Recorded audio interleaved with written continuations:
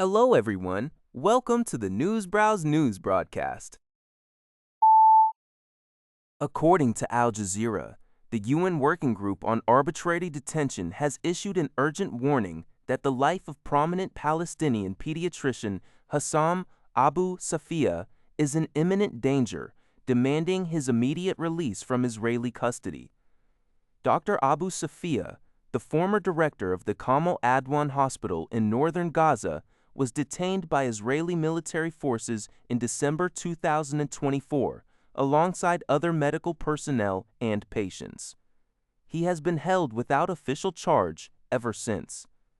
His family and legal counsel, Nasser Ade, have raised grave concerns, stating that he shows clear signs of regular, brutal torture and is being subjected to daily abuse.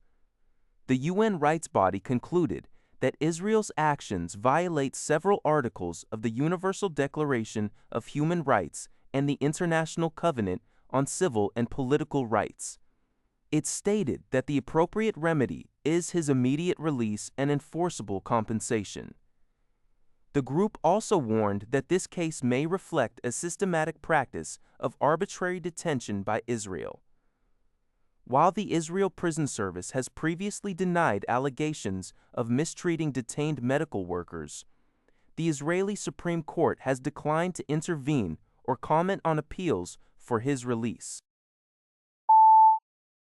According to Al Jazeera, Israeli Prime Minister Benjamin Netanyahu has dismissed reports of a rift between himself and U.S. President Donald Trump over regional ceasefires and military actions in Lebanon.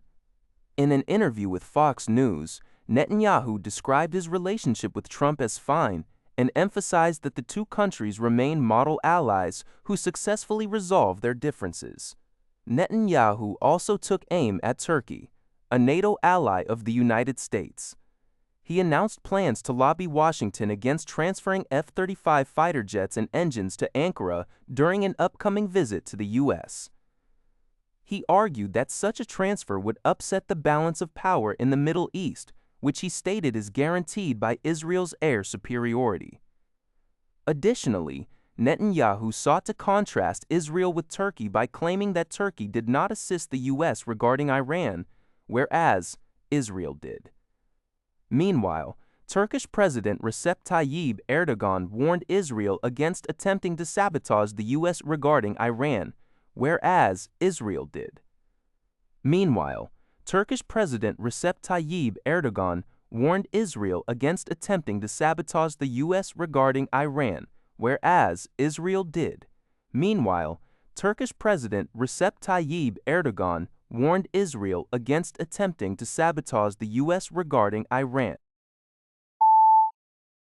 According to UPI, Venezuelan interim president Delcy Rodriguez has accused political opponents of attempting to destabilize the nation during the national emergency caused by a series of devastating earthquakes that struck at the end of June. During Independence Day commemorations, Rodriguez alleged that certain groups were exploiting the crisis to undermine state institutions and incite social unrest. She firmly denied claims that the government had failed to respond effectively to the disaster, which has resulted in thousands of casualties. Meanwhile, the administration faces mounting pressure from opposition leaders and legal scholars who contend that her interim mandate has exceeded the constitutionally mandated guide-aid day limit. Despite these political challenges, the government has announced a $200 million relief fund, the Venezuela Reborn Fund, aimed at rebuilding infrastructure and providing financial assistance to displaced families.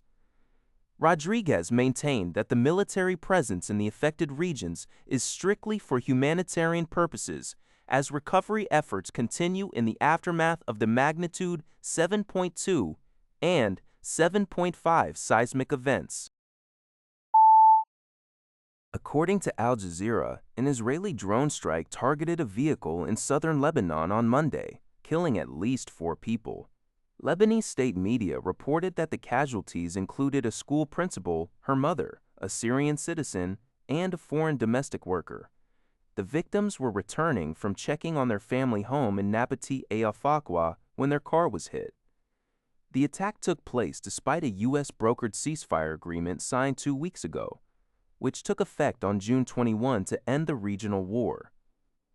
Israel has continued to launch intermittent strikes on southern Lebanon, particularly in the Nabatee area, claiming it is targeting Hezbollah sites and fighters. Both sides have accused each other of violating the truce. Hezbollah initially joined the regional conflict on March 2 by launching rockets at Israel following the killing of Iran's supreme leader Ali Khamenei. Lebanese authorities report that Israeli attacks since then have killed at least 4,300 people, while displacing more than 1 million. UN data indicates that over 640,000 displaced individuals have returned home since June 2022. That's all for this video. Thank you for watching. See you in the next video.